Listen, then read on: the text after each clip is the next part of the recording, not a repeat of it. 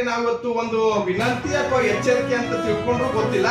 ಬಹಳಷ್ಟು ಹಿಂದಿನ ಅಧಿಕಾರಿಗಳು, ಬೆಳಗಾವಿಯ ಜಿಲ್ಲಾಧಿಕಾರಿಗಳಾಗಿರ್ಬೋದು, ಬೆಳಗಾವಿಯ ಪೊಲೀಸ್ ಇಲಾಖೆಯ ಹಿರಿಯ ಅಧಿಕಾರಿಗಳು ಇಲ್ಲಿಯ ಕನ್ನಡದ ಉಳಿವಿಗಾಗಿ, ನಾಡು ನುಡಿಗೋಸ್ಕರ, ಕರ್ನಾಟಕದ ಅವಿಭಾಜ್ಯ ಅಂಗ ಬೆಳಗಾವಿ ಅನ್ನೋಗೋಸ್ಕರ ಸಾಕಷ್ಟು ಅಧಿಕಾರಿಗಳ ಶ್ರಮ ಇದೆ, ಅವರ ತ್ಯಾಗ ಇದೆ.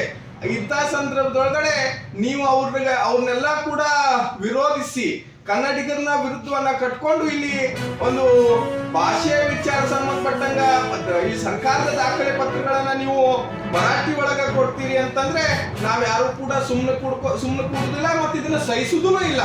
ಹೀಗಾಗಿ ಮತ್ತೆ ಕನ್ನಡಿಗರು ಒಂದ್ ಕಡೆ ಸೇರ್ಕೊಂಡು ಬಹಳ ಮತ್ತೊಂದು ಬೆಳಗಾವಿಯ ದೊಡ್ಡ ಆಂದೋಲನ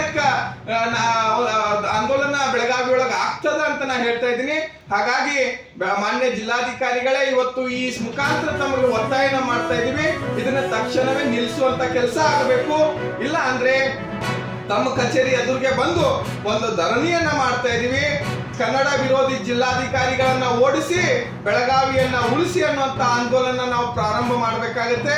ಆಮೇಲೆ ಪಂಚಾಯಿತಿಯ ಎಲ್ಲೆಲ್ಲಿ ಅಧಿಕಾರಿಗಳು ಈ ರೀತಿ ಮಾಡ್ತಾ ಇದ್ದಾರೆ ಅವರ ತಕ್ಷಣವೇ ನಿಲ್ಲಿಸಬೇಕು. ಕೊಟ್ಟಂತ ಮಾನ್ಯತೆ ಇಲ್ಲಂತ ಕೊಟ್ಟಂತ ಪಹಣಿ ಪತ್ರಗಳನ್ನ ರದ್ದುಪಡಿಸಬೇಕು, ಮತ್ತೆ ಆ ಅಧಿಕಾರಿಗಳ ಮೇಲೆ ಸೂಕ್ತವಾದಂತ ಕ್ರಮವನ್ನು ತಗೊಳ್ಬೇಕು ಅಂತ ಇವತ್ತು ನಾನು ಒತ್ತಾಯ ಮಾಡ್ತಾ ಇದ್ದೀನಿ. ಸರ್, ಈಗ ಮಹಾರಾಷ್ಟ್ರ